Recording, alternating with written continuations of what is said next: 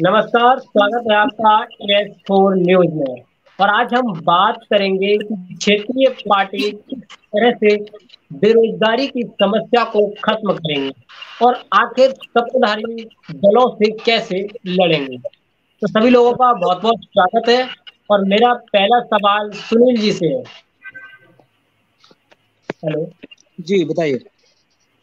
Sir, अगर आप सत्ता में आते हैं तो बेरोजगारी को कैसे खत्म करेंगे। धन्यवाद अर्जुन भाई, आपने ये आज एक नया कि क्षेत्रीय लेवल के जो कार्यकर्ता लेवल लेवल के लोग हैं जो जनता के बीच जाते हैं, उनको आज आपने सामने सामने खड़ा करके मैं स्वागत करता हूं। हमारे जो बैठे हैं साथी, अभी तो हम नाम से परिचय नहीं है इनका। इनका नाम विनय ब्रादर जी है और ये यूसीपी पार्टी के अध्यक्ष हैं। सर, आप अपना परिचय दे दीजिए इन्हें। विनय जी, हाँ सर। अपना एक बार परिचय दे दीजिए हमारे जो गेस्ट हैं सुनील जी। बिल्कुल बिल्कुल बिल्कुल। मेरा नाम विनय बिरादर है और मैं कर्नाटक बीदर से बिलोंग करता हूँ। और मेरा पोस्ट ग्रेजुएशन हुआ है MCA, master of computer application, software engineer हूँ। बेसिकली वेबसाइट्स वगैरह बनाता हूँ। स्पोर्ट्स प्लेयर हूँ, चेस वगैरह खेलना आता है, टूर्नामेंट्स कंडक्ट किए हैं। हमारा चंद्रंगा स्पोर्ट्स क्लब था, तो प्राइजेस भी जीते हैं, लोगों को प्राइजेस भी बांटे हैं। और अभी पिछले 4 साल से पॉलिटिक्स में हूँ और 2 साल हुए हमारे पार्टी को रजिस्टर होके। 2020 में हमारी पार्टी रजिस्टर हुई है और प्रचार कर रहे हैं पूरे देश में। हाँ जी, अब आपसे मेरा सवाल है वही फिर से कि अगर आप सत्ता में आ जाते हैं तो सबसे ज्यादा बेरोजगारी है उसे कैसे खत्म करेंगे, उसके बारे में आप थोड़ा बात बताइए, फिर हम आगे बात करते हैं। क्या आप मुझसे बात कर रहे हैं सर? किन से? नहीं नहीं, सुनील जी से बात कर रहा हूँ, शायद आवाज कट रही है सुनील जी।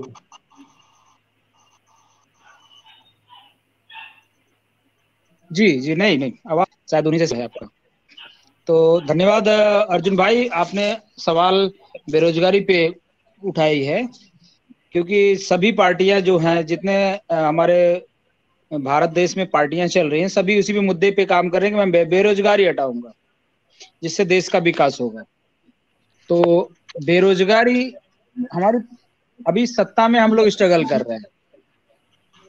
ये है कि जिस दिन सत्ता में आएंगे उस हिसाब से कौन सी बेरोजगारी किस हिसाब से रहेगी, ये रखना हमारे लिए, आपके लिए वो रहेगा हमारे बताना, क्योंकि अभी उसके बारे में हम कुछ नहीं कह सकते।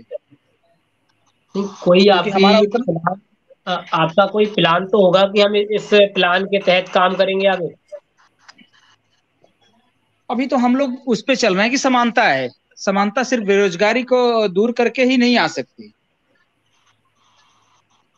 समानता बेरोजगारी को ही दूर करके नहीं आ सकती। बेरोजगारी के लिए हमें वैसे बनाना पड़ेगा जब तक लोग समान नहीं होंगे। नहीं, हमारे पास जो दूसरे गेस्ट हैं उनके पास एक बेरोजगारी को खत्म करने का बेटर प्लान है, वो बोलते हैं। मैं उनसे हाँ वो जवाब लेना चाहूंगा आपके साथ में। विनय जी, अगर हाँ सर। बेरोजगारी को खत्म करना है तो कैसे करेगी आपकी पार्टी। हाँ सर, बिल्कुल बहुत आसान है। और हमारे संविधान में एक आर्टिकल 39 है जिसमें साफ साफ लिखा है कि equal salary for main and women. तो अब देश में जितने भी लोग हैं, जितने भी बेरोजगार हैं, सबको नौकरियां देंगे। और जो देश की टोटल इकोनॉमी जो है, जो फाइनेंस मिनिस्टर के पास तो आंकड़े होंगे, सीधी सी बात है, तो जितना भी कैश इकोनॉमी होगा उसका हर प्रति व्यक्ति जितना बनेगा। अभी मैंने एक न्यूज देखा था जिसमें बताया गया था कि पर फैमिली अगर एक परिवार में 4 से 5 लोग रहते हैं तो लगभग 25,000 की सैलरी बनती है, लगभग 25,000 की फैमिली की इनकम होती है। यानी कि एक मान के चलिए अंदाजा, एक बंदे का लगभग 4-5 हजार रुपए की सैलरी बनती है, 5,000 के आसपास का। तो उस हिसाब से देश में जितने भी लोग हैं सबके बीच में 5,000 की सैलरी बांट देंगे, तो सबको रोजगार दे देंगे, सबके पास सैलरी होगा, रोजगार भी होगा।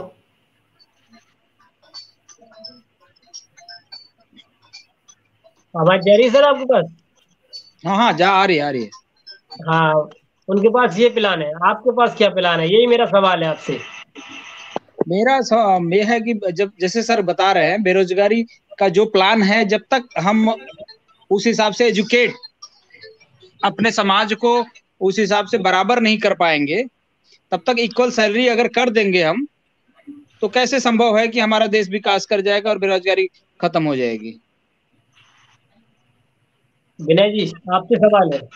अच्छा, देखिए जैसे मैंने आपको बताया सर, जब आर्टिकल 39 लागू करेंगे और हर व्यक्ति की जब सैलरी सेम हो जाएगी, चाहे प्रेसिडेंट हो, पीयून हो, पुलिस ऑफिसर हो, टीचर हो, क्लर्क हो, ठीक है, या क्या बोलते हैं, और कोई भी किसी भी तरीके का ऑफिसर क्यों ना, इलेक्ट्रिकल डिपार्टमेंट का कोई ऑफिसर क्यों ना हो, इलेक्ट्रिशियन क्यों ना हो, हर बंदे की जो सैलरी होगी सेम होगी। तो सोचिए हर बंदे को जब सैलरी सेम देंगे, इसका मतलब हर एक के पास सैलरी पहुंचेगी, तो हर बंदा खाली थोड़ी ना बैठेगा, सबको कुछ ना कुछ काम देंगे ना हम लोग, और इंडस्ट्रीज में काम दे देंगे, जब वैकेंट पोस्ट है वहां पर नौकरियां दे देंगे। अभी पुलिस डिपार्टमेंट में करीबन 2.5 लाख पोस्ट खाली है, तो 2.5 लाख पोस्ट वहां भर्ती कर देंगे। एजुकेशन डिपार्टमेंट में बहुत सारे टीचर्स हैं, वहां पर कम पढ़ रहे हैं, उनको वहां पर भर्ती कर देंगे। डिफेंस सेक्टर में वैकेंट पोस्ट है, वहां फुलफिल कर देंगे। इलेक्ट्रिकल डिपार्टमेंट में जॉब्स कम पढ़ रहे हैं, वहां फुलफिल कर देंगे। तो मतलब इस तरीके से जहां पर भी जो बेरोजगार है उनको वहां पर नौकरी दे देंगे और सैलरी सबकी सेम रहेगी। तो वहां पर असमानता की तो बात ही नहीं रहेगा ना, सबकी सैलरी सेम है। 5,000 डीसी होगा उसका भी 5,000, क्लर्क होगा उसका भी 5,000, एमएलए होगा उसका 5,000, एमपी होगा उसका 5,000, क्लर्क होगा उसका 5,000, टीचर होगा उसका 5,000, प्रिंसिपल होगा उसका 5,000। हर बंदे की सैलरी 5,000 है, सिर्फ काम करना है उसको बस। तो समानता तो आ गया ना 5,000 का, किसी को सैलरी ज्यादा नहीं, किसी को कम नहीं। तो सिर्फ यही मेरा क्या मानना है कि मान लीजिए सैलरी जो ये एक भत्ता होता है जिसपे ग्रेड पे लिखा जाता है। बिल्कुल बिल्कुल। तो ग्रेड पे और वो जो महंगाई भत्ता, वो जो महंगाई भत्ता होता है, जो भी भत्ते टीएडीए जो भी दिया जाता है उनको, जैसे एक सरकारी नौकरी को नौकर को उसके कपड़े धोने तक के पैसे आते हैं, उसमें फंड में रहते हैं। तो क्या आप ये सब बंद कर देंगे? हाँ, भत्ते वत्ते सब बंद कर दें, उनको अलग से फैसिलिटीज दे देंगे ना, ट्रांसपोर्टेशन फैसिलिटी अलग से दे देंगे उनको, जो कपड़े धोने का हो या कपड़े का जो भी फैसिलिटीज चाहिए उनको, वो भी अलग से दे देंगे हर बंदे को। वो कैसे, क्या प्लान है आपका? ये जब आप जब इक्वल सैलरी आप करेंगे तो उसमें ये सब खुल के आएगा, लोग विरोध एक ऑप्शन में आएगा कि मेरे इतने बच्चे हैं, किसी को 2 बच्चे हैं, किसी को 4 बच्चे हैं। मैं यहाँ पर किसी के बच्चों के अलग अलग हिसाब से बात नहीं कर रहा हूं, मैं प्रति व्यक्ति बात कर रहा हूँ। 140 करोड़ इसमें बच्चे आ गए, बूढ़े आ गए, जवान आ गए। हर बच्चे की भी सैलरी 5,000 होगी, जो बूढ़े होंगे उनकी भी सैलरी 5,000 होगी। सैलरी किस बात की देंगे? बच्चों को कपड़ों के लिए, किताबों के लिए, उनके हॉस्टल के खर्चे के लिए, एजुकेशन के खर्चे के लिए, उनके घूमने फिरने के लिए, बस पास के लिए, उनका इलेक्ट्रिसिटी जो भी उनका जो हॉस्टल होगा वहां के खर्चे के लिए, उनके खाने पीने के खर्चे के लिए, किताबें, पेन, पेंसिल, कुछ भी चाहिए होगा ना। तो वो एफडीआई के थ्रू तो पहले से ही आ रहा है ना, खाने पीने का। सर वो क्वालिटी आप भी जानते हैं, और सारे बच्चों को थोड़ी ना मिलता है सर। जो गवर्नमेंट स्कूल के अंदर जो अवेलेबल है उन लोगों को ही मिलता है, और आपको भी पता है, हमें भी पता है कि वहां पर गवर्नमेंट में किस तरीके की फैसिलिटी मिलती है। हम जो बात कर रहे हैं 5 स्टार लेवल के खाने पीने की बात कर रहे हैं, उतना टॉप क्लास क्वालिटी का। यानी कि एक गवर्नमेंट जो है उस हिसाब से चलेगी, जिस हिसाब से कि अगर बच्चा पैदा हुआ तो वो गवर्नमेंट का बच्चा रहेगा, उसकी देखरेख में काम होगा। हाँ, वैसे उसमें जो जब बच्चा पैदा होगा तब उसके लिए हमने एक अलग से विकल्प रखा हुआ है कि जो उनकी माँ होगी, तो जब बच्चा पैदा होगा तो 3 साल तक वो अब चाहे तो अपने माँ के साथ, माँ का फर्ज होगा कि वो बच्चे को पाले 3 साल तक। 3 साल के बाद, 3 साल की उम्र से लेके जब तक उसका एजुकेशन होता है, नॉर्मली एजुकेशन 20-25 साल तक चलता है, एज जो उम्र होता है, तो 20 साल तक के लिए हॉस्टल फैसिलिटी, खाना पीना, कपड़े वपड़े सारे फैसिलिटीज मिल जाएंगे बच्चों को। तो ये भ्रष्टाचार के रहते हुए ऐसा हो जाएगा? तो भ्रष्टाचार करने का मौका ही नहीं देंगे ना। नहीं, कैसे नहीं? अगर तो भ्रष्टाचार कहां से होगा? किसी के पास जो उसका अचल संपत्ति है, जैसे कि आप कह रहे हैं किसी को कई बीघे खेत है और किसी को 2 बिस्से खेत है, दोनों को नौकरी देना है। 2 बिस्से वाले को 4 भाई हैं और जो 4 बीघे वाले को एक अकेला है, तो उसको इक्वल कैसे करेंगे? बहुत सिंपल है, जिसको सरकारी नौकरी चाहिए होगा, जब वो आवेदन भरेगा, जब हम लोग विज्ञापन छोड़ेंगे सरकार बनने के बाद, और जब वो आवेदन भरेगा तो उसमें कंडीशन लिखेंगे कि जब आपको सरकारी नौकरी मिलेगी आपकी सारी संपत्ति सरकार की होगी। आप क्रांति लाने वाले हैं। अगर ऐसा होता तो जब कॉन्स्टिट्यूशन बन रहा था, जब संविधान लागू हो रहा था, तो उसी समय अगर हो जाता तो खून खराबा हो जाता। क्या बात कर, उससे खून खराबा नहीं होता सर, प्रॉब्लम सॉल्व हो जाती है। क्या बात कर रहे हैं आप? अपनी संपत्ति न। अच्छा बताइए, आपके 25,000 की नौकरी के लिए कोई अपना 50 बीघे खेत का है संपत्ति देगा? वो उनकी मर्जी है, तो हम आवेदन छोड़ेंगे, ठीक है। जिसको सरकारी नौकरी चाहिए ये कंडीशन है भाई।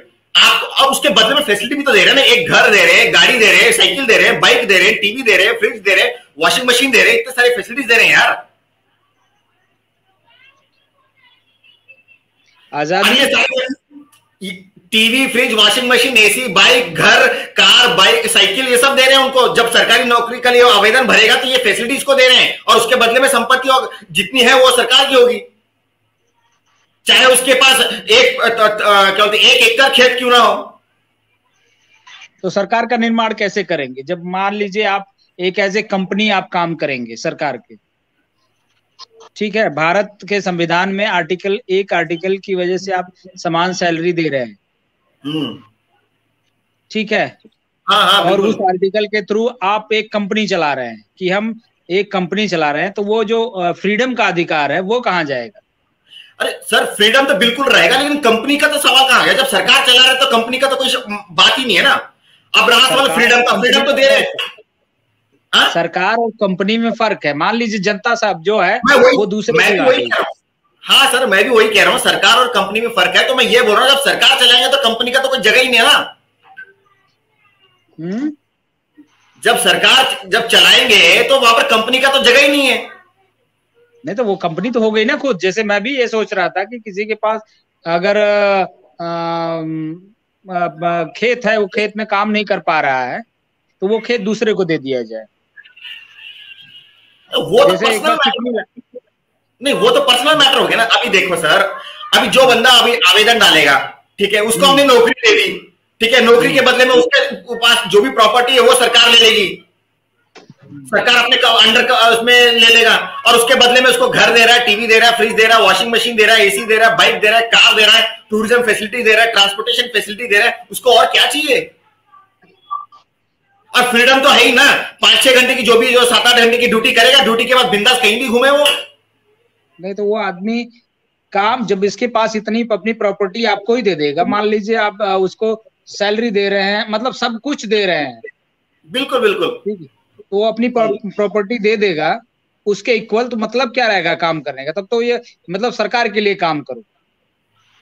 तो आज किसके लिए काम कर रहे हैं आप लोग? आज भी तो काम ही कर रहे हैं। काम कहीं भी करो, फर्क तो कुछ भी नहीं है। सरकारी जितने भी एम्प्लॉय है वो भी काम कर रहे हैं, प्राइवेट सेक्टर में जो लोग काम कर रहे हैं वो भी काम ही कर रहे हैं। तो यहाँ पर सरकार के लिए नहीं, आप अपने लिए काम कर रहे हैं। आप सोचिए, आज के डेट में जितने लोग काम कर रहे हैं उनके पास ना गाड़ी है ना बंगला है, कई लोग हैं यहाँ पर रेडीमेड मिल रहा है। और जहां पर जिनके पास ऑलरेडी लाखों करोड़ों की जो संपत्ति है, उनके ऊपर कितना टेंशन है, कितना प्रेशर है उन लोगों के ऊपर। संपत्ति बढ़ाना है, कंपटीशन मार्केट में है, चोरी चकारी का डर, गुंडों का डर, पता नहीं क्या क्या डर रहता है। ये सारे डर खत्म हो जाएंगे उनके। पहले तो हम सरकार बनाएंगे या पहले सैलरी इक्वल करेंगे? अभी देखिए, अभी जनता चाहे तो जो सत्ता में है उनको दबाव डाल के आर्टिकल 39 को लागू करवा के इक्वल सैलरी करवा दे, कोई टेंशन नहीं है। अगर वो नहीं कर सकते तो हम लोग सरकार बनाएंगे और सरकार बना के सब में बराबर बांट देंगे, इसमें क्या है। तो क्या अभी से आपको लगता है कि बड़े आसानी से, जैसे सरकार आपको आसानी से दे देगी सरकार बनाने के लिए? वो तो जनता के हाथ में है ना। हम जो सत्ता में बैठे हैं हम उनकी चिंता नहीं कर रहे हैं, हम तो जनता से सामने ये बात कर रहे हैं। देखो भाई, ये सारे फैसिलिटीज मिलेंगे, अगर आपको चाहिए तो सरकार मिलाओ, नहीं तो छोड़ दो। सीधी सी बात है ना। अब देखो, हमें कोई शौक है नहीं। मैं सॉफ्टवेयर इंजीनियर हूं, मेरे पास 10 एकड़ का खेत है, 2 घर है, आराम से लाइफ चल रही है, मेरे को कोई टेंशन नहीं है। आराम से बैठे जगह पैसे आते, किराया आता, आराम से लाइफ चल रही है अपनी। अगर ऐसा धीरू भाई अंबानी करे या अडानी कर रहा है, वो भी तो नौकरी दे रहा है सरकार के थ्रू। नहीं, सरकार के थ्रू कहां दे रहा है सर, वो तो प्राइवेट सेक्टर का है। नहीं, बिना सरकार की इजाजत लिए वो थोड़ी नहीं कर पाएगा। सरकार की इजाजत हर कंपनी के पास है, हर कंपनी के पास सरकार का इजाजत है। जिसके पास भी रजिस्ट्रेशन का लाइसेंस है, जिस बंदे ने गवर्नमेंट ऑफ इंडिया से रजिस्ट्रेशन लिया, उसके पास तो सरकार का लाइसेंस है, तो सरकार का सपोर्ट ही हो गया ना। तो आपके सरकार में, जैसे आपको लगता है कि आपके जितने सरकार आप गवर्नमेंट, आपके अंडर गवर्नमेंट आ गई तो आपके सारे एम्प्लॉय ईमानदार ही रहेंगे? हाँ बिल्कुल। मंत्रिमंडल का निर्माण कैसे करेंगे आप? मंत्रिमंडल की हमें जरूरत ही नहीं है। अकेले आपका वो काम करेंगे? डिपार्टमेंट में सारे ऑफिसर है ना, उनको ट्रेन उन लोगों के थ्रू काम हो जाएगा। मतलब मंत्री की जरूरत नहीं पड़ेगी? ना ना ना। मान लीजिए जो नौकरी नहीं करना चाहता है वो क्या करेगा? काम तो करना पड़ेगा। नहीं, काम तो करना पड़ेगा। जो काम नहीं करेंगे ना तो उनको घर मिलेगा, ना साइकिल मिलेगा, ना बाइक मिलेगा, ना खाने पीने की व्यवस्था, ना कपड़ों की व्यवस्था। मतलब वो जो काम नहीं करेगा उसको नहीं मिलेगा ना? बिल्कुल नहीं। मतलब हाँ, अगर कोई बुजुर्ग है जो मतलब काम नहीं कर सकता, ठीक से चल नहीं सकता, काफी एज हो गया, उनको हम वृद्धाश्रम का फैसिलिटी देंगे, जहां पर डॉक्टर की फैसिलिटी, एंटरटेनमेंट की फैसिलिटी, नर्स की फैसिलिटी, इस तरीके से सारे फैसिलिटी करा के देंगे। और अगर हाँ, जो गूगल कर रहा है इस समय अपने अपने फैक्ट्री में, वो आप अपने वो मैनेजमेंट कमेटी में डालेंगे? अरे अपने मंत्रिमंडल में? किनको किनको? गूगल कर रहा है ना, गूगल आजकल गूगल कर रहा है ना ऐसा। अब वो गूगल क्या कर रहा है वो तो वही जाने उनका स्ट्रेटेजी है। आपके जो प्लान है ये गूगल ऑलरेडी कर रहा है, जो जितने उसके एम्प्लॉई हैं हाँ, उसको हर सारी फैसिलिटी दे रहा है। बच्चों के लिए पार्क बना रहा है, उसको सारे कुछ दे रहा है वो अपने उस चेंबर में बना दिया अपने उस सराउंडिंग में। सर इक्वल सैलरी तो नहीं है ना। अभी देखो आईटी इंडस्ट्री, इन्फोसिस जो कंपनी है साउथ की, वो भी तो पार्क बना के दे रहा है, वो भी तो टूरिज्म फैसिलिटी दे रहा है। बड़े बड़े जो कंपनीज है, धीरूभाई अंबानी, मुकेश अंबानी, टाटा की कंपनी जो भी है, वो लोग भी तो अपने एम्प्लॉइज के लिए वीकली टूरिज्म, अब तो 2 दिन छुट्टी दे रहे हैं, सैटरडे संडे, वो भी तो फैसिलिटी दे रहे हैं। लेकिन अब अगर वैसा होता तो फिर कोई टेंशन नहीं था ना, इक्वल सैलरी होता तो। इक्वल सैलरी तो नहीं दे रहे ना। अभी मुकेश अंबानी ने अपने लिए 4000 करोड़ का घर बना लिया, लोगों के लिए बना के दे रहा है क्या? हर आदमी मुकेश अंबानी बनना चाहता है, एलन मस्क बनना चाहता है। मेरा सिर्फ ये हेडेक है कि जो इतनी मेहनत करता है, जो ज्यादा मेहनत करता है, उसका क्या वैल्यू रखेंगे आप? देखिए वैल्यू से ज्यादा इंपॉर्टेंट है लोगों का खुश रहना। देखिए वो सही है कि नहीं? आप वैल्यू, अगर मान लीजिए जैसे मुकेश अंबानी है, मुकेश अंबानी इतना मेहनत कर रहा है, आज उसके ऊपर कितना प्रेशर है, हर जगह वो सिक्योरिटी गार्ड के बिना नहीं घूम सकता, वो अपने दोस्तों के साथ खेल नहीं सकता, अपने दोस्तों के साथ मस्ती नहीं कर सकता है, उसके ऊपर उतना प्रेशर है। कंपनी को नंबर 1 बनाने के मेंटेन करना है और पैसे कमाने हैं, कॉम्पिटिटर से बचना है। एलन मस्क आ रहा है, अमेज़न की कंपनियां जो है वो कंपटीशन में है सुपरमार्केट लेवल में, तो इतने सारे कंपटीशन को वो प्रेशर से जी रहा है। अगर उसको मान लो वो हमारे सरकारी कैटेगरी में आ जाता है तो वो बिंदास सिर्फ 8-10 घंटे की ड्यूटी करेगा, बाद में आराम से ऐश करेगा। आज वो ऐश नहीं कर सकता, उसके बच्चे तक ऐश नहीं कर सकते, खुल के दोस्तों के साथ घूम नहीं सकते। कल को कोई किडनैप विडनैप कर लिया तो वो डर से वो लोग जीते हैं, अमीर लोग। ये जो अपना अपना अधिकार है, स्वाधिकार, क्या स्वाधिकार नहीं सर, वो मजबूरी है। आदमी जब अमीर बन जाता है ना, बोलते हैं जो आदमी जितना बड़ा बन जाता है उसको नॉर्मल लेवल पे घूम नहीं सकता। अभी हमारी गरीबी है उसको। अभी हमारे देश में गरीबी मसला बनी है, आप अमीरी मसला की बात कर रहे हैं। मैं उनके प्रॉब्लम को सॉल्व करने की बात कर रहा हूँ। और जो गरीब हैं, इवन यहाँ पर जो भिखारी भी होगा ना, भिखारी को भी हम सरकारी नौकरी देंगे और घर देंगे और एजुकेशन फैसिलिटी देके उसको ट्रेंड करेंगे और उसको घर बनाने के, जैसे पत्थर रखने का, खेतों में काम करने का, ऐसी नौकरियां दे देंगे। तो आपके वैल्यूएशन क्या करेंगे? मैं ये नहीं कर रहा हूँ, वो ठीक है, वो तो सही है। वैल्यू कैसे बनाएंगे, मेंटेन करेंगे? वैल्यू सबके लिए इक्वल है। रुपया की जरूरत ही नहीं रहेगी तब तो। बिल्कुल सही कह रहे हैं आप, रुपये की जरूरत नहीं है। बिल्कुल सही कह रहे हैं आप। तो मतलब अगर जो खेत में काम कर रहा है, जो मतलब मजदूरी कर रहा है, ड्राइवर जो है, जो आईएएस है, दोनों सब इक्वल हो जाएंगे, तो फिर मतलब क्या रहेगा? कौन जाएगा वो अथॉरिटी पंगा लेने? मतलब समझ गए। इक्वल में फर्क है सर। इक्वल के मायने मतलब बता रहा हूँ, नौकरी सेम होगा, घर सेम होगा, सब कुछ सेम होगा, लेकिन टैलेंट अलग अलग है ना। अभी मान लो जो इलेक्ट्रिशियन है, उसका जो इलेक्ट्रिकल ऑफिसर है। विनय जी, मेरा सवाल है आपसे। मैं जैसे कि अगर इक्वल कर दिया सब कुछ, मतलब पैसे की वैल्यू नहीं रही, तो ये एक हिसाब से तानाशाही हो जाएगी ना, सीधी सीधी। नहीं सर, देखिए तानाशाही का मतलब होता है लोगों को डरा के रखना, उनको तकलीफ देना, अपना दबदबा डालना, ऐसे बैठ, वैसे चल, वैसा मत हंस, वैसा मत बोल, इस तरह से दबाव डालने को तानाशाही कहते हैं। मैं यहाँ पर तानाशाही का बात ही नहीं कर रहा, यहाँ तो मैं फ्रीडम दे रहा हूँ। देखो 8 घंटे ड्यूटी करो, जहां चाहे वहां घूमो, अपने दोस्तों के साथ गप्पे मारो।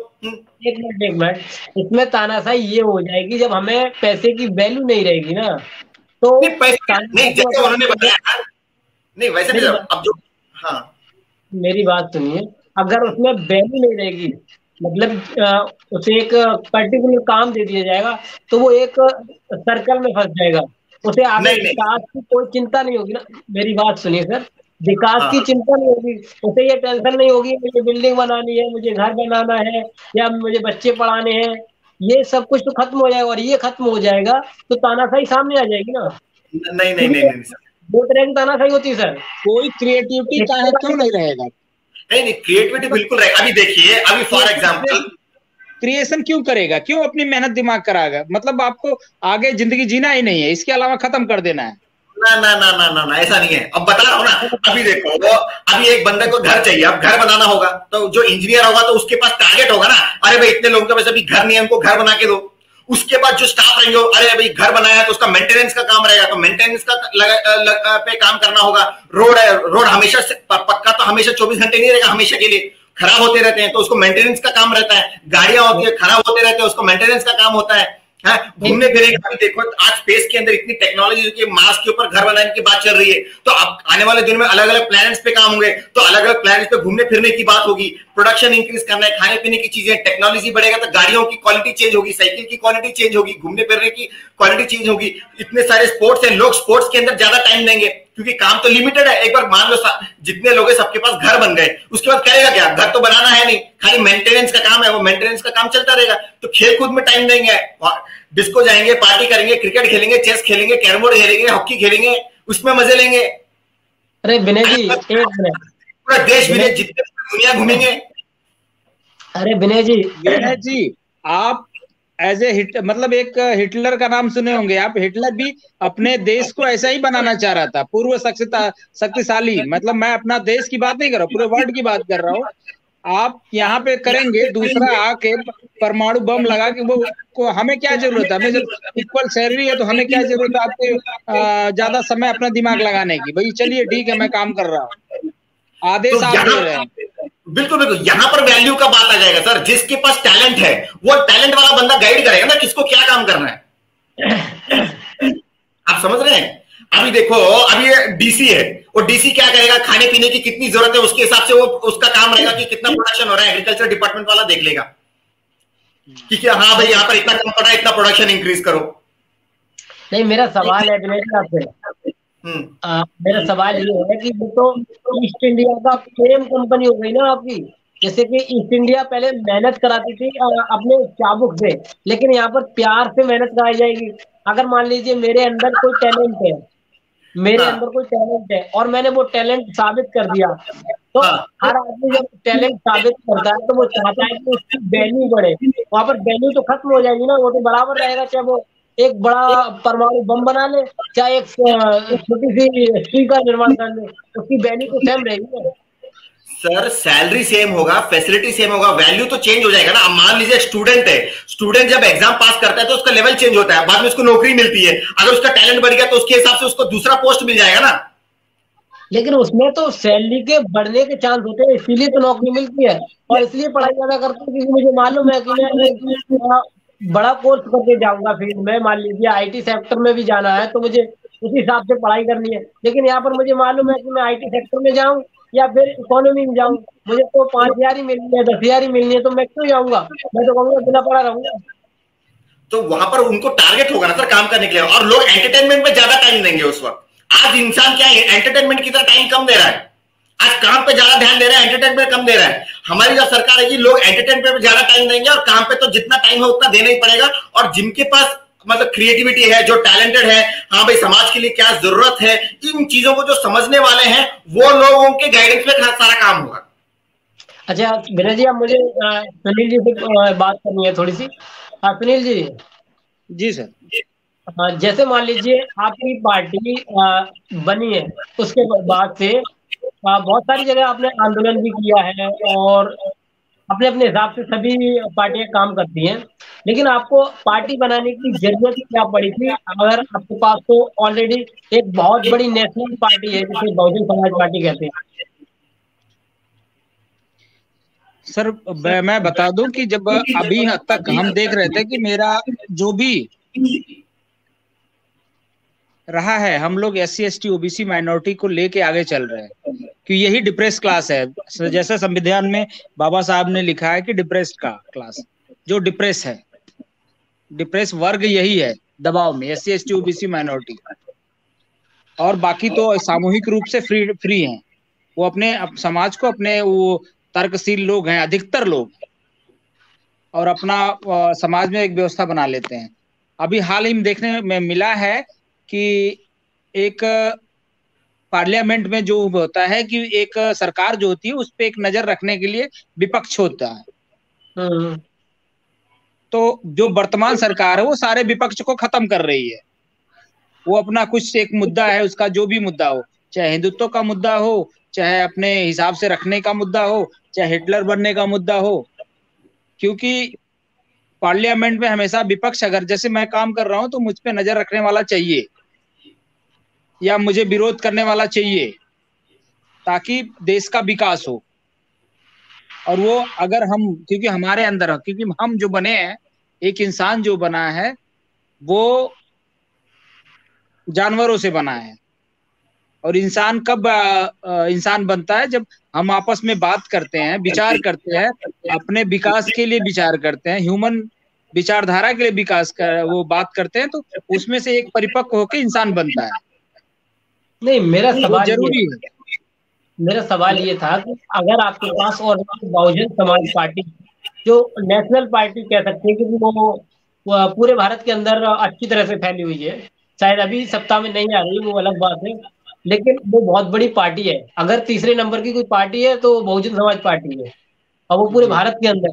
तो आपके पास तो बहुत बड़ा वर्ग की पार्टी थी, जो जिसके पास बहुत सारा वोट बेस भी है और उसके पास ताकत भी है, वो कई बार सत्ता में भी रही है, तो आपने उनके साथ काम क्यों नहीं किया? आप देख लीजिए क्या काम कर रहे हैं। नहीं, उसमें सत्ता में रह के ही काम करना है, एक मिनट, सत्ता में रह के ही अपने समाज का भला करना है, तो सत्ता के बाद क्या होगा? क्या हमेशा सत्ता बनी रहेगी उनकी? किसी की सत्ता हमेशा बनी रहेगी? नहीं, बात आपकी सही है, लेकिन अगर आप जैसे दो पार्टियों में विभाजन है, तो आपके वोटर भी विभाजन होंगे, उससे तो बीजेपी को सीधा सीधा फायदा पहुंचेगा ना। मैं तो नहीं करता हूँ वोटर, क्योंकि हमारे वोटर तो वही है। हम तो 80% पे बात करते हैं, 80% पे हम काम करते हैं, SC ST OBC माइनॉरिटी पे काम करते हैं।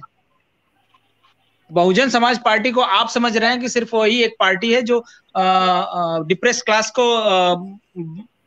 सपोर्ट करती है, लेकिन ये नहीं है कि बहुजन पार्टी से ज्यादा कई, मतलब हजारों पार्टियां बनी होंगी जो इस पे काम कर रही हैं। जैसे सर भी है, राष्ट्रीय अध्यक्ष हैं विनोद सर, वो इकोनॉमी पे काम कर रहे हैं।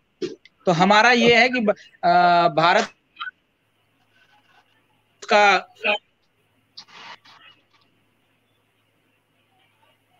वो यही है ना, हमारे संविधान का उद्देशिका आप एक बार पढ़ लीजिए, उस पे यही लिखा है कि हम सभी को अभिव्यक्ति, विचार, समानता के लिए काम करेंगे। तो क्या वो संविधान के शपथ खाने वाले मंत्री या प्रधानमंत्री या मुख्यमंत्री क्या इस पे काम कर रहे हैं कि हम क्या समानता लाएंगे? हमारा देश आज 70 साल हो गया, क्या समान हो गया? तो इस पे तो कोई नहीं काम कर रहा है। बस सत्ता आई, सत्ता के बाद चलो अपनी सत्ता बचाने के लिए काम, तो वो भ्रष्टाचार आ गया, भ्रष्टाचार पैदा हो गया, वो संस्कार हो गया ऐसे। सर, एक और सवाल है मेरा आपसे। परिवारवाद का बहुत ज्यादा आरोप लगता है पार्टियों पर। जी, परिवारवाद का बहुत अधिक आरोप लगता है पार्टियों पर। जी, तो जैसे कि बहुजन समाज पार्टी उस पर भी है, समाजवादी पार्टी, कांग्रेस, सभी पर ये लगता है। अगर आपकी जैसे कांग्रेस होती है, तो क्या आप में भी वो देखने को मिलेगा या फिर सभी को बराबर अधिकार मिलेंगे? सर, मैं एक जिला लेवल का पदाधिकारी हूँ। मेरे राष्ट्रीय अध्यक्ष एडवोकेट चंद्रशेखर आजाद जी हैं, जो एक बड़े एग्रेसिव लीडर हैं, और हमें लगता है कि वर्ल्ड में अभी भी नाम आया उनका पूरे वर्ल्ड में कि दलित पैंथर के नाम से जाना गया उनको, कि वही एक युवा को सपोर्ट करने वाले, युवा जिनको पसंद करते हैं वही एक नेता है डिप्रेस्ड क्लास के। और हाल ही में मैंने एक और फॉरवर्ड मेरे साथ मिले थे, फॉरवर्ड के बच्चे थे, वो कह रहे थे कि मैं भाई जी के एनर्जी से बड़ा प्रभावित हूँ, कि उनकी एनर्जी इतनी है और इतने कम समय में इतने सभी के जुबान पे आना बहुत बड़ी बात है, और जो कहते हैं वो करते हैं। ठीक है, हेलो सुन रहा हूँ मैं। हेलो, हाँ आवाज आ रही है आवाज आ रही है? बिल्कुल आ रही है। ठीक है, हेलो, आवाज आ रही सर? हाँ हाँ आ रही है। हाँ, जैसे कि सवाल तो रिवीजन कर दीजिए। हाँ, सवाल क्वेश्चन तो लाजमी है। हाँ, सवाल उठना तो लाजमी है हर पार्टी पर। नहीं, आपका सवाल क्या है? नहीं, मेरा सवाल ये है कि कई बार ऐसा होता है कि पार्टी सत्ता में आने के बाद उसमें परिवारवाद हाँ, परिवारवाद की बात कर रहे हैं। तो जब भी हम क्या होता है, वही हमने कहा कि इंसान जो है जानवरों से बना हुआ होता है। जब उसके पास सत्ता आ जाती है तो सत्ता की लालच आ जाती है, तो वो हमेशा अपने इर्द गिर्द लोगों को बैठाना चाहता है।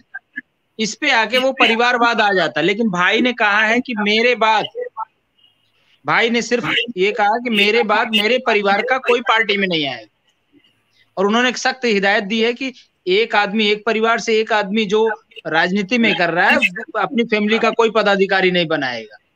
वोटर भले से हो, सपोर्टर भले से हो, लेकिन पदाधिकारी नहीं होना चाहिए। एक परिवार से एक आदमी। तो आने वाले समय में हम ये सोच सकते हैं कि बहुजन समाज पार्टी अगर आपको गठबंधन का ऑफर दे 2024 के इलेक्शन में, तो क्या आप साथ जाना चाहेंगे? सर मैंने पहले से बता दिया था एक कभी वार्ता में आपसे कि मैंने अपने विचारधाराओं के साथ कोई वो नहीं करना है समझौता। अगर हमारी कोई चाहे बहुजन समाज पार्टी हो चाहे समाजवादी पार्टी हो, अगर हमारे विचारों के अनुसार, जो हम SC ST OBC माइनॉरिटी का विचार रखते हैं, उनके विकास के लिए, संवैधानिक तरीके से समानता लाने के लिए अगर जो काम करेगा उसके साथ रहेंगे। बिल्कुल आपकी बात सही है। मैं इसीलिए पूछ रहा हूँ कि अगर समय के हिसाब से बदलाव होते हैं, मैंने देखा है कि बहुजन समाज पार्टी और समाजवादी पार्टी में 36 का आंकड़ा था और वही 2019 में 1 थे। बिल्कुल, वो तो सरकार बनाने के लिए हिसाब से होता है ना। सरकार बनाने के लिए सरकार तो बनानी ही पड़ेगी, ये संवैधानिक है कि सरकार आपको बनानी ही है। जैसे आम आदमी पार्टी और कांग्रेस दिल्ली में सरकार बनाए थे, जबकि उसी का विरोध करके, कांग्रेस का विरोध करके आम आदमी पार्टी आई थी। लेकिन अपने विचारधाराओं के हिसाब से काम करने के लिए तो ये करना पड़ेगा। लेकिन इलेक्शन जो लड़ेंगे अपनी विचारधाराओं से, अपने हिसाब से लड़ेंगे, ये ताकि जनता को ये ना पता चले, ये ना रहे कि हम उनके साथ धोखा कर रहे हैं या उनके विचारों से विपरीत जा रहे हैं, कि हमारा विचार है बस। नहीं, कोई अगर आपके जो भी वोटर होते हैं वो किसी न किसी बात को लेकर के जुड़ते हैं। जी आवाज आ रही है? हाँ आवाज आ रही, बताइए। जैसे कि कोई भी वोटर है वो किसी भी पार्टी से जुड़ेगा तो किसी न किसी विचारधारा से प्रभावित होकर जुड़ेगा। अब मान लीजिए कि आपकी पार्टी के 10 MLA आए और वहां पर भारतीय जनता पार्टी के लिए जरूरत है 10 MLA की, तो आप 10 MLA लेकर उधर जाना चाहेंगे या फिर विपक्ष में बैठना पसंद करेंगे? विपक्ष में बैठना पसंद करेंगे, क्योंकि हमें जनता की सेवा करना है, जनता की बात उठाना है, जनता के काम करवाना है, तो हम विपक्ष में रह के ही काम करेंगे। नहीं, मेरा सवाल इसलिए भी है क्योंकि बाई चांस ऐसा होता है कि मौका बीजेपी का ये हमेशा रूल रहा है कि अगर नहीं आ रहे हैं तो मुख्यमंत्री बना देते हैं डायरेक्टली उन्हें, और ऐसा बहन जी के साथ हुआ था। हमारे भाई साहब ने एक एडवोकेट चंद्रशेखर आजाद जी ने किसी इंटरव्यू में नेशनल टीवी चैनल पे उन्होंने कहा है कि अगर भाजपा हमें प्रधानमंत्री के लिए भी बुलाएगी तो मैं उसके साथ नहीं जाऊंगा, उसके साथ गठबंधन नहीं करूंगा, क्योंकि उसकी विचारधारा और हमारी विचारधारा फुले अम्बेडकर की विचारधारा, उनकी ऐसा एकस्वरवाद की विचारधारा है, हिंदुत्व की विचारधारा है, तो हमारी विचारधारा मेल नहीं खाती, इसलिए नहीं जाएंगे। ये हमारे राष्ट्रीय अध्यक्ष एडवोकेट चंद्रशेखर आजाद जी का है, क्लियर सा फंडा। अब विनय जी से 2 मिनट बात करते हैं। विनय जी, आपके पास कोई ऐसा प्लान है जो बहुजन समाज के लिए अग्रेसित करने के लिए? क्या सर? हाँ, आपके पास कोई ऐसा प्लान है जो बहुजन समाज के लिए अग्रेसित मतलब आगे बढ़ाने के लिए? क्योंकि आपका जो इक्वल सैलरी वाला सिस्टम है उसी पर मैं बात करूंगा। क्योंकि अगर इक्वल सैलरी कर दोगे तो जो मजबूत लोग हैं वो दबे कुचले लोगों से ही अपना काम करवाएंगे। सर अभी वो आपने प्राइवेट सेक्टर के हिसाब से बात किया कि वो लोग दबे कुचले लोगों से जो भी है उनसे काम करवाएंगे, लेकिन हम जब हमारी सत्ता में होगा तो हम जब आवेदन छोड़ेंगे तो वहां पर भी तो लोग आवेदन के लिए अप्लाई करेंगे ना, उसमें भी गरीब लोग आएंगे, दबे हुए लोग आएंगे। जब वो आवेदन भरेंगे तो उनको हम सरकारी नौकरी देंगे, तो सडनली वो लोग जब सरकारी नौकरी मिलेगा, घर मिलेगा, गाड़ी मिलेगा, तो वो कंपनियों में क्यों जाएंगे? नहीं, कंपनियों की बात नहीं कर रहा हूँ, वो बात कर रहा हूँ कि सरकारी विभाग में ही जो उच्च पदों पर होते हैं वो अपने घर का काम करते हैं अधिकारियों पे। क्या सर? जो उच्च पद पर होते हैं वो जो थोड़े लेवल से कम होते हैं, उनके लेवल से कम होते हैं। मान लीजिए अगर कोई पियोन है तो पियोन से अपने घर का काम करवाते हैं उच्च अधिकारी। वो सब नहीं करवा पाएंगे बाद में, क्योंकि उस वक्त में जैसे मैंने बताया कि पुलिस वालों के हाथ में कैमरा होगा, कैमरा का लिंक होगा, कौन क्या काम कर रहा है, तो वो जो भी बंदा होगा वो अपने पोस्ट के हिसाब से ही काम कर पाएगा। जो भी बंदा होगा उसका जो पावर होगा, मान लो कोई मतलब कोई ऑफिसर है तो ऑफिसर का काम होता है पूरा अपने स्टाफ को मैनेजमेंट करना, उनको टारगेट्स देना कि क्या काम करना है, कैसे काम करना है, वो ठीक से काम कर रहे हैं नहीं कर रहे, चेक करते हुए रहना। तो वो अपने घर के लिए, हाँ भाई मेरे घर से तू कपड़े लेके आ, ये सब बोलने के लिए उसका वो अधिकार नहीं है। और ये हम ओपनली करके रखेंगे हर चीज। वैसे भी वहां पर भी कैमरे होंगे, वो सब पुलिस वालों की कंट्रोल में होंगे, साउंड सिस्टम के साथ क्या बात कर रहे हैं वो तक लोग सुन पाएंगे पुलिस वाले।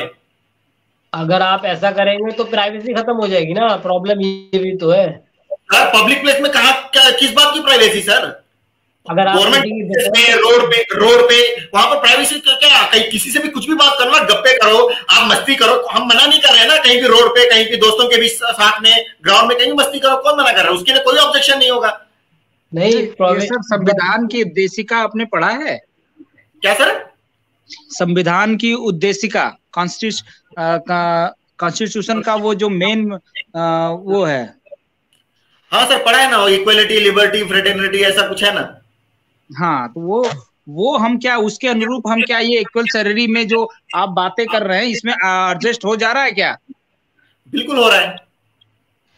बताइए, अभिव्यक्ति में क्या आएगा, प्राइवेसी में क्या होगा, और आजादी में क्या होगा? क्या प्राइवेसी बचा मेरे को ये बताइए, प्राइवेसी क्या बचा मेरे को ये बताइए पूरे देश में। नहीं, वो तो हम ये कि जैसे वो तो गलत नीति है। जैसे आपकी नीति में मैं आप कह रहा हूँ, आप एक प्लानर बढ़िया हैं, ये एक प्लान बनाया जा सकता है, लेकिन जब तक हमारा देश इक्वल नहीं होगा तब तक ये प्लान फ्लॉप होगा। तो इक्वल करने के लिए तो इक्वल सैलरी लागू करना है ना सर, और ये संविधान में कितने सालों से लिखा हुआ है। अच्छा ये बताइए, हम आज भी देखते हैं आईएएस लेवल के जो हम डिप्रेस क्लास के लोग हैं, आईएएस, ठीक है, आज भी जाति व्यवस्था से इतने घृणित है लोग कि उनके घर शादी वादी करने के लिए एक ब्राह्मण तैयार नहीं होगा। सर आजकल तो इंटरकास्ट इतने मैरिजेस हो रहे हैं कि क्या बताएं। वो जीरो मात्रा, परसेंटेज में देखेंगे तो वो जीरो मात्रा आएगा, वो तो परसेंटेज नहीं माना जाता। उस हिसाब से आप एक अपना रेशियो लगाते हैं ना, इतने परसेंट उतने परसेंट, अब 1 2 3 4 को हम बता नहीं सकते कि हम पूरा देश बदल रहा है। मैं आपकी बात समझ रहा हूँ। देखिए अभी क्या होता है, जब फाइनेंशियल जो फैमिली बैकग्राउंड के अंदर फाइनेंस की कम ज्यादा होता है तो उसकी वजह से शादियां नहीं होती हैं, कास्ट की वजह से शादियां नहीं होती हैं। कास्ट का अगर अलग अलग कास्ट हो तो भारत देश में जाति व्यवस्था जो है, भारत देश में, वो भी अमेरिका में भी है, चाइना में भी, हर जगह भी है। अभी उसके साथ लड़ाई कोई लड़ नहीं पाया, लेकिन भारत में इस तरह से है कि बाकायदा एक वर्ग जो है उसी पे लगा रहता है कि किसी तरह से ये जो है कटाक्ष, वो अपने जीन्स को 1% आगे उसमें मिश्रण नहीं करना चाह रहा है। तो आप कैसे, किस स्थिति में आप कह रहे हैं कि आप इक्वल सैलरी करके ये कर देंगे, जब तक कि आप संविधान की उद्देशिका के अनुसार लोगों को बराबर न कर लें? सर अभी संविधान के हिसाब से ही हम लागू कर रहे हैं इक्वल सैलरी। अब सब इक्वल सैलरी होगा तो कोई भी अमीर गरीब नहीं रहेगा, तो अमीर गरीब का भेदभाव हट जाएगा। और आपको मैं क्लियर कर दूं सर, आप जो SC/ST की जो बात कर रहे हैं धर्म को, या दलित धर्म की जो बात कर रहे हैं, जाति भेदभाव की जो बात कर रहे हैं, इसमें फर्क है सर। पहली बात तो हमें शिक्षित होना होगा कि दलित धर्म क्या है। दलित का मतलब होता है जो गंदे होते हैं, जिनसे बदबू आती है, ऐसे लोगों को दलित कहा जाता है। पढ़े लिखे लोग दलित नहीं होते हैं सर। जो अपने आप को, जो पढ़े लिखे लोग कहते हैं कि हम दलित हैं, वो दलित नहीं होते हैं। दलित मतलब वो क्या, पिछड़ा वर्ग, गांव में रहते हैं जिनके पास। सर दलित का मतलब बाबा साहब के अनुसार डिप्रेस्ड है। अब डिप्रेस तो सर आज की डेट में सारे स्टूडेंट है, डिप्रेस तो आज की डेट में सारे बेरोजगार लोग हैं कि नौकरियां नहीं मिल रही, उनके परेशान है। सभी आएंगे उसकी श्रेणी में। इसका मतलब वो लोग श्रेणी में सभी आएंगे। हाँ तो सर उसका, उस समस्या का समाधान ही आर्टिकल 39 है ना। सबको रोजगार मिल जाएगा तो वैसे ही प्रॉब्लम सॉल्व हो गया। तो वहां पर दलित खत्म हो गया, डिप्रेस क्लास खत्म हो गया। सिर्फ रोजगार से ही आप आपकी सबकी समानता ला देंगे? सर समानता का आपका मतलब क्या है, ये बताइए। देखो हम लोग घर दे दिया, सबके नौकरी दे दी, गाड़ी दे दी, घूमने फिरने की फैसिलिटीज दे दी। हाँ, उनको जो पर्सनल स्पेस चाहिए। आज देखिए लोगों के ऊपर काम का इतना प्रेशर है कि 8 घंटे का नौकरी बोलते हैं, 10 घंटे, 12 घंटे, 15 घंटे ड्यूटी करना पड़ता है। टारगेट इतना प्रेशर है कि अपने फैमिली को टाइम नहीं दे पाते, अपने बच्चों को टाइम नहीं दे पाते। हमारे पास वैसा नहीं रहेगा। 7-8 घंटे की ड्यूटी रहेगी, बाकी के टाइम एंजॉय करो। और जब इतने सारे लोगों को रोजगार देंगे तो हम चाहे तो 2-2 शिफ्ट दे सकते हैं एक ही नौकरी में, यानी कि 5-6 घंटे की ड्यूटी दे देंगे। तो वहां पर उसके बाद टाइम कितना बचेगा ये देखिए ना। 8 घंटे की जगह अगर 5-6 घंटे नौकरी करेगा तो उसके बाकी का टाइम करेगा क्या? दोस्तों के साथ गप्पे ही लड़ाएगा और क्या करेगा? सर आपके जैसे हमारे यहाँ एक प्रत्याशी लड़े थे, वीरेंद्र गुप्ता जी, वो IT सेल से थे, वो भी ऐसे ही कह रहे थे। लेकिन ये सेकेंड चरण है, सेकेंड पैटर्न है। फर्स्ट पैटर्न तो हमारा आता है पहले सत्ता में आना, सत्ता में आने के बाद ये सब काम होता है, ये कर सकते हैं जब आपके पास पावर आएगी। अभी आप जब पावर लेने जाएंगे तो आपके पास कितने कटाक्ष आएंगे, कितना हमारा वो जहां से हम वोटर हम लेने जाएंगे, उस वोटर का दिमाग हमें कैसे कन्वर्ट करना है और उसको कैसे समझाना है, जो आपके ये कैलकुलेशन नहीं समझ पाता, इतना साक्षर नहीं है। सर उनको सिर्फ इतना बोलना है कि भाई आपको सरकारी नौकरी चाहिए तो हमारी सरकार बनाओ, उससे ज्यादा और कुछ नहीं बोलना है। अरे सर हम सरकारी नौकरी की बात करके कोई, हम एक तरह से आएगा ना, जैसे हिटलर भी कह रहा था कि हम सबको खुश रख सकते हैं, और उसने अपने सारे डिपार्टमेंट को बढ़िया बना दिया था। लेकिन सबको सैलरी सेम नहीं दी थी, वहां पर सबकी सैलरी सेम नहीं थी, सबकी प्रॉपर्टी सेम नहीं थी। नहीं सब, मतलब वो बात अलग है। आपसे बात अलग है तो सिस्टम भी अलग हो गया ना। नहीं सर, हम ये कह रहे हैं कि जैसे संवैधानिक अनुसार ही करना है ना आपको, संविधान से अलग हट के तो जाएंगे नहीं। अमेरिका, हमारा देश अमेरिका बन जाएगा इतना, अगर ये बातें आप अमेरिका में बोलते तो एक बार चल जाता। दूसरा चरण है, वहां पे सब लोग लगभग विचारधाराएं एक हो गई हैं, लेकिन यहाँ पे अभी वहां पर विचारधारा होने के बावजूद भी वहां की प्रॉब्लम सॉल्व नहीं हुए ना। अमेरिका के भी तो प्रॉब्लम सॉल्व नहीं हुए ना। प्रॉब्लम ऑफ रुपीज बाबा साहब ने लिखा है, वो बताएं, ये दूसरा चरण है। जब तक कि अभी बाबा साहब अंबेडकर ने सिर्फ 10% कानून लिखे हैं, 90% कानून दूसरे देशों के हैं। नहीं तो सहायक लिए गए हैं ना। हाँ, इतना बड़ा किसी का नहीं है संविधान। वो है अमेरिका जो सबसे अच्छा माना जाता है, ताकतवर माना, वो बहुत छोटा है, सबसे छोटा है। और सर हमारा देश का जो प्रीमियम है ना, फर्स्ट पेज जो इक्वालिटी लिबर्टी, वो भी मेरे दूसरे देश का लिया हुआ है। अरे तो वो हम तो कह रहे हैं कि भाई सभी देश से लिया गया है, यहाँ का क्या है? हाँ, यहाँ तो कुछ नहीं है। लेकिन हम जब जैसे कोर्ट में जजमेंट दिया जाता है तो पहले दूसरे जज को जजमेंट को देख लिया जाता है, उनके अनुसार वो अकॉर्डिंग माना जाता है। जब हम किसी अच्छे लोगों को देख के ही अपने आप को बदलते हैं ना। बिल्कुल बिल्कुल बिल्कुल। तो वो मानते हैं हम, क्योंकि वो उन्होंने पूरे देश को भ्रमण किया था, उनके अच्छा सब पढ़े थे, सबको जाने थे, जान के तब उनको ये लिखे, तब जाके मान्यता हुई। ये नहीं कि किसी के दबाव में आके या किसी कारणवश दे दिया गया हो कि भैया आप ये उसमें डाल दीजिए संविधान में, किसी के कहने पे। हाँ बिल्कुल। अब हम वही कह रहे हैं कि जब बाबा साहब के में उस सारे देशों का संविधान पढ़ने के बाद जब उसको लागू करवाया गया, इतने सारे लोगों ने उनको मान्यता दी उस संविधान को, तो आर्टिकल 39 को भी अगर मान्यता दे देते तो आज देश में इतनी गरीबी नहीं होती सर, इतने बेरोजगार नहीं होते। और लिखा हुआ है ना इक्वल सैलरी बोलकर। नहीं तो वही तो बात, यही तो लड़ाई है सर। आप जो कह रहे हैं सही कह रहे हैं, लेकिन हम जब जिसको बताने जाएंगे वो कब तक तैयार होगा, ये हम कह रहे हैं कि जब तक वो साक्षर नहीं होगा। सर आप मार्केट में जाओ, आज कितना अभी 1-2 साल पहले कितना बड़ा हंगामा किया नॉर्थ साइड में बेरोजगारी को लेकर। आप बेरोजगारी दिवस बोल के अच्छा खासा ट्विटर पे ऑनलाइन पे कितना बड़ा हंगामा किया पूरे बेरोजगारों ने, ट्रेन जला दी यहाँ पर यूपी में, पता नहीं कहीं। हम तो कह रहे हैं कि सर 10 सीटें सीधे आप एक बार 70 सीटें 52 सीटें आप दे दीजिए ओबीसी को, जिसे बना है ना वह क्लास।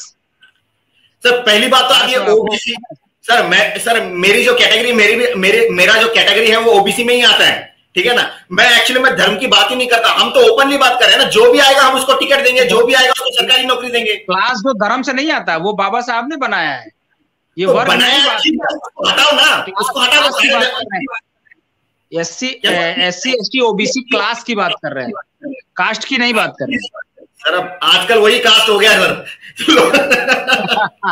नहीं, कास्ट की बात तो एकदम नहीं कर रहे हैं। कास्ट तो वो धार्मिक है, वो अलग की बात है। हम क्लास की बात करें, क्लास में जो है माइनॉरिटी भी ओबीसी क्लास में आता है। हम तो हर क्लास को 100% रिजर्वेशन दे रहे हैं। 100% रिजर्वेशन नहीं, जैसे हमें अभी तक पहले चरण, जो हम अगर पहली सीढ़ी नहीं चढ़ेंगे तो आपकी दूसरी सीढ़ी कैसे मानेंगे लोग। पहली सीढ़ी तो ये है कि पहले इक्वल किया जाए, जैसे कि 70% लोग हैं। हाँ, इक्वल के लिए तो लोगों को हमको बताना होगा ना कि देखो भाई ये पार्टी है, ये पार्टी सत्ता में आएगी तो आपको सरकारी नौकरी मिलेगा, तो आप सपोर्ट कीजिए और सरकारी नौकरी ले लीजिए। मैं आपको रोकना चाहूंगा विनय जी, सरकारी नौकरी सर छोड़ के भाग रहे थे। एक समय तो सरकारी नौकरी कोई नहीं कर रहा था, आपको पता है। हाँ, एक मिनट, जैसे कि इक्वल सैलरी की बात आपकी सही है, लेकिन एक बात सबसे बड़ी बात यह है कि आप जिसके पास अपना प्रपोजल लेके जाएंगे वहां पर सुनने वाला नहीं है कोई, तो वहां पर अपने सुनने वाला को ढालना पड़ेगा और सुनने वाले काम करना पड़ेगा। बिल्कुल सर। अब देखो देश में कितने बेरोजगार हैं, हम अभी देखे मेरे ख्याल से 5-10 कम से कम 10 करोड़ लोग तो पढ़े लिखे युवा होंगे जो रोजगार ढूंढ रहे हैं, 10-15-20 करोड़ लोग। एक मिनट सर, देखो आप समझ लीजिए कि जो पढ़े लिखे हैं वो अनपढ़ से ज्यादा अंधे हैं। उन्हें आप धर्म की उंगली दिखाओ तो रोजगार की उंगली भूल जाते हैं वो। नहीं ऐसा नहीं है सर। हम तो है उसे आप साफ कैसे करोगे? उन्हें फिर से अपनी पटरी पर लौटाने के लिए आपके पास प्लान होना चाहिए। आप डायरेक्ट बोलोगे किसी को सरकारी नौकरी दे देंगे, वो बिल्कुल नहीं मानने को तैयार होगा। इक्वल सैलरी को अगर कहोगे कि सबको बराबर कर देंगे, सर ना माने सर, उनको हम बोलेंगे ना देखो सरकारी नौकरी चाहिए, आप हमारी पार्टी को साथ दो, सरकार बनाओ, आपको मिलेगा। आपको भरोसा नहीं करना मत करो, आप ऐसे हर साल आंदोलन करते रहो, रोडों पे सड़कों पे भटकते रहो, ट्रेन जलाते रहो, बस जलाते रहो, आपस में लड़ते रहो, और तो क्या है। सर मेरा एक सवाल है कि मुझे पता है जब मैं 92-91 की बात कर रहा हूँ कि गवर्नमेंट जॉब छोड़ के लोग प्राइवेट सेक्टर में भाग रहे थे क्योंकि वहां सैलरी कम थी। जिसे नहीं कहा जाता है कि एक कहावत है हमारे यहाँ उत्तर प्रदेश में कि प्राइमरी का मास्टर सबसे नीच होता है, मतलब खर्च कम करता है। तो प्राइमरी के मास्टरों की सैलरी इतनी कम थी कि लोग अपने लज्जा के मारे छोड़ के भागते थे कि जाने तो दूसरा काम कर लो। मान लीजिए आपके साथ आप सबको कम सैलरी में एडजस्ट कर रहे हैं, एक साथ डंप कर गए, मान लीजिए बाई फॉल्ट। कम सैलरी नहीं है, बिल्कुल जबरदस्त सैलरी है वो। अभी 5,000 सैलरी के साथ बाइक, साइकिल, कार, घर, TV, fridge, washing machine, AC, bike, car, इसका कैलकुलेशन कर लीजिए कितना हो जाएगा सर। तो इंफ्रास्ट्रक्चर तैयार करेंगे ना आप। हाँ, उसको थोड़ा आएगा क्या सर? इंफ्रास्ट्रक्चर तैयार करेंगे ना, इतना नौकरी देने से पहले ये सब करेंगे ना। नौकरी देने के बाद करेंगे आप। अब नौकरी देंगे तभी तो मैन्युफैक्चरिंग होगा ना सर। अभी देखो लेबर्स की कमी है, नौकरियां देंगे तो वो लोग फैक्ट्री में काम करेंगे, साइकिल बनेगी, बाइक बनेगा, कार बनेगा, जो पीडब्ल्यू जो कंस्ट्रक्शन डिपार्टमेंट है वो लोग फिर वहां पर बिल्डिंगें बनाएंगे, गार्डन बनाएंगे, स्विमिंग पूल बनाएंगे, रोड बनाएंगे, नाली बनाएंगे। सर अगर ये निहित होता, अगर इसमें आपकी बात मैं ये काट नहीं रहा हूं, मैं ये कह रहा हूं अगर ऐसा होता तो ईस्ट इंडिया कंपनी के बाद ये तुरंत लागू हो जाता। सर वैसा किसी ने दिमाग नहीं लगाया।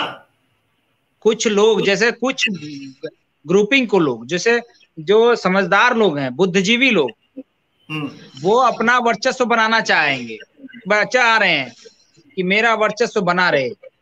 उसमें जो बुद्धिजीवी नहीं है, जिसको दिमाग इतना नहीं दिमाग है कि आप आपसे बात करें या क्या करें, उसको खाने से मतलब है, उसको तो बात आप कर सकते हैं कि जिसको खाने से मतलब है, अपने विकास से मतलब। जो बुद्धिजीवी अपना वर्चस्व बनाना चाहता है, अपनी वैल्यूएशन रखना चाहता है, उसको कैसे हैंडल करेंगे आप? सर देखिए, अभी देश में कितने लोग हैं जो अमीर लोग हैं, शुरुआत मुश्किल से 5-10 करोड़ लोग होंगे सर पूरे देश में, मतलब 10% लोगों के पास है ऐसा कि जो ठीक ठाक माना जाएगा। हाँ, अच्छे खासे करोड़पति अरबोपति बैंक बैलेंस सब मेंटेन करके मस्त जी रहे हैं, ठीक है ना। 10%। हाँ, तो बाकी के लोग तो हमारे साथ ही देंगे ना फैसिलिटीज के लिए। जो बाकी के जो लोग हैं वो लोग हमारा साथ देंगे, और उसके बाद बाकी के 10% लोग भी आ जाएंगे हमारे साथ।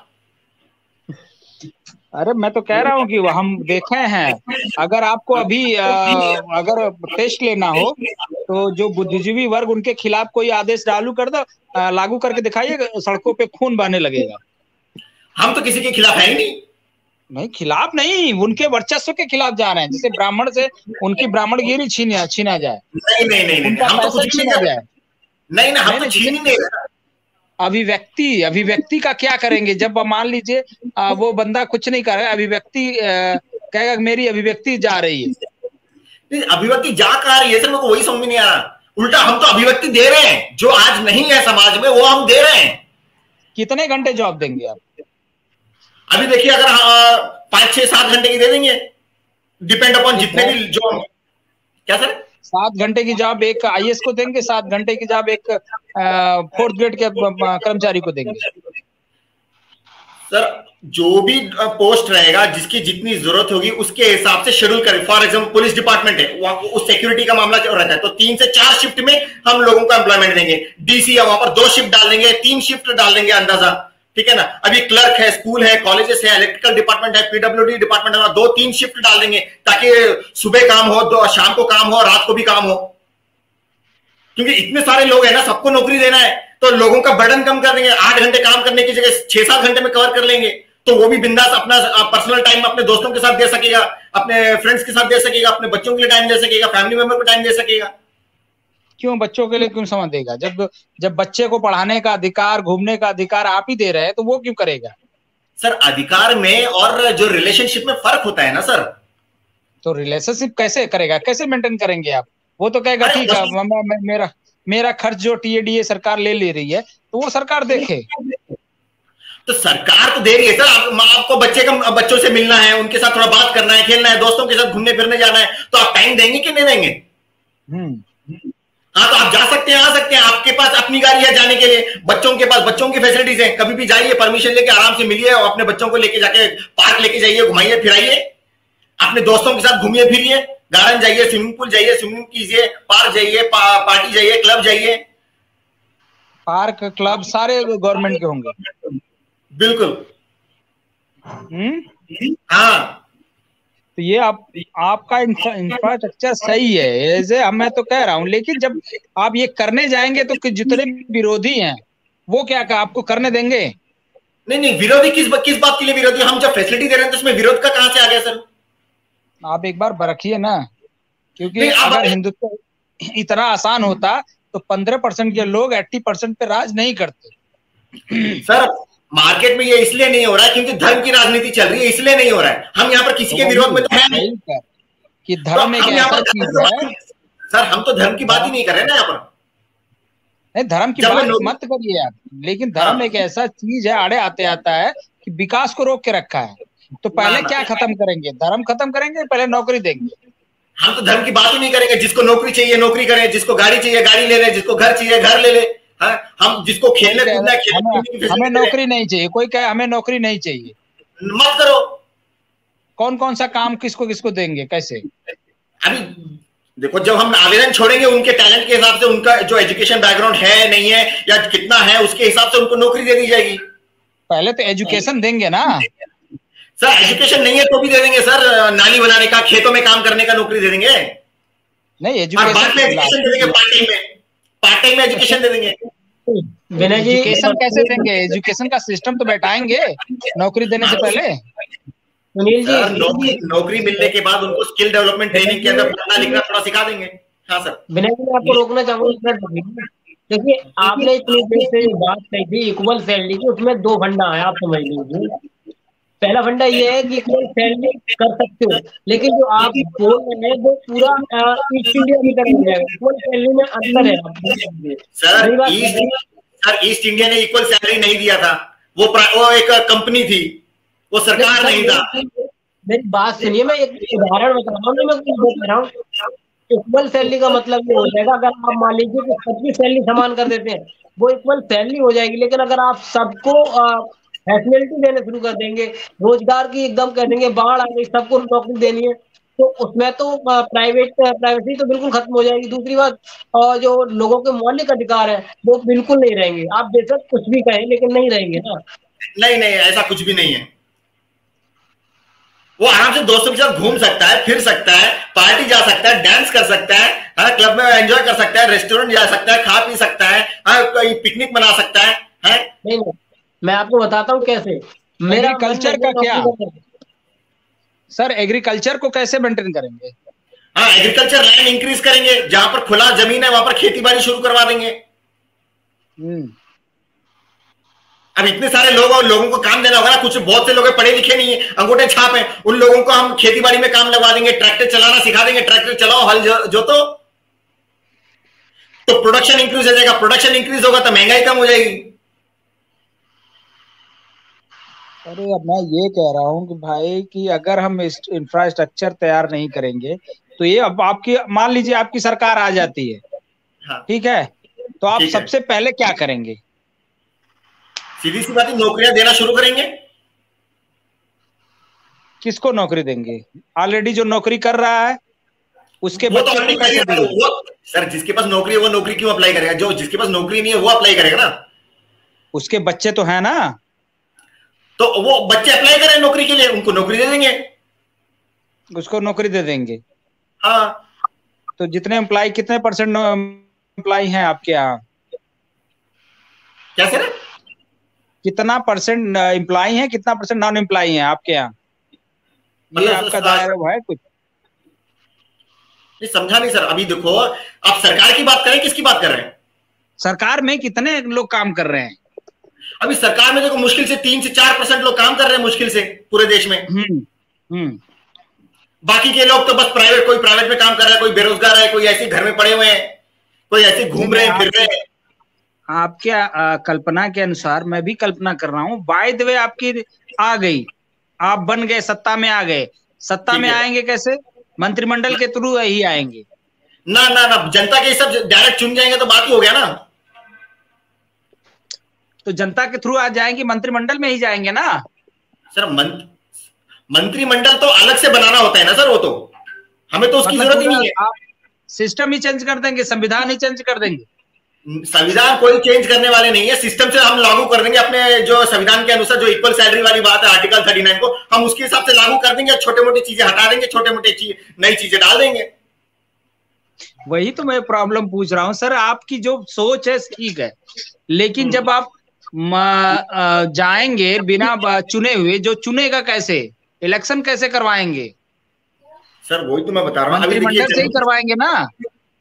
अभी सर, मैं अभी देखिए, पब्लिक जनता क्या इलेक्शन से जिताएगी? ठीक है, इलेक्शन में जब वोट देंगे तभी तो लोग जीतेंगे ना। क्या पार्टी रजिस्टर्ड की है? आपने पार्टी रजिस्टर्ड की है, ठीक है, उसमें आपने स्ट्रक्चर तैयार किया होगा, जिला अध्यक्ष, कार्यकर्ता वगैरह, जो अपनी बातें वहां पहुंचा दें, ठीक है। हाँ, अभी शुरुआत है सर, 2 साल हुए, अभी तो प्रचार करें, नया पार्टी है।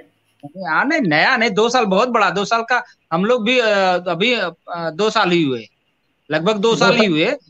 जैसे मैं, आप अध्यक्ष हैं तो आप उपाध्यक्ष रखेंगे, सचिव रखेंगे, फिर कार्यकर्ता रखेंगे, जिला अध्यक्ष रखेंगे, तो ये सब तो होंगे ना, आपको तो चाहिए ना आपके अपने विचारों को प्रवाहित करने के लिए। हाँ सर, बिल्कुल वही तो कर रहे हैं ना। तो आपके विचार मान लीजिए वहां तक पहुंच गए, फिर आप इलेक्शन किस हिसाब से करेंगे कि आपके लोग जो आपको पसंद करें?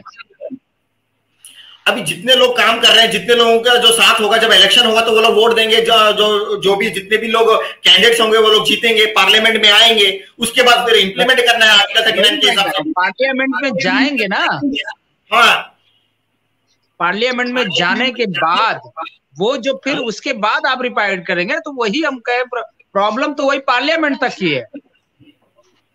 कोई प्रॉब्लम नहीं है। मैं तो कह रहा हूँ कि मैं जो वैज्ञानिक नहीं बन सकता, मैं रिसर्च नहीं कर सकता, लेकिन पार्लियामेंट में जाऊंगा तो वो करवाऊंगा ना, आपका वो फॉर्मूला करवाऊंगा बेरोजगारी वाला।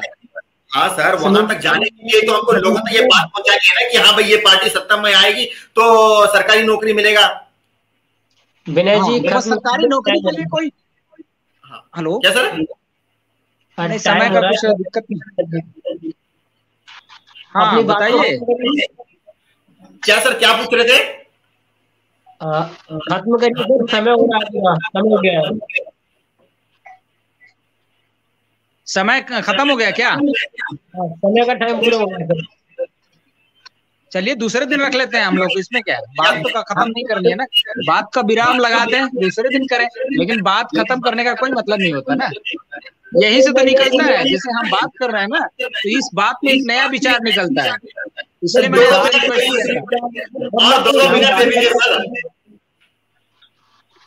अभी विनय जी को वापस बताना बाकी है, और अगर अभी बहुत बाकी है इनका। हाँ बाकी हमें तो पता, अभी एक दिन में थोड़े विचार खत्म आ जाते हैं। हाँ तो इसलिए टाइम हो रहा है, कल रखते हैं, ठीक नहीं? आवाज आई क्या सर? कल रखते हैं टाइम, ठीक है?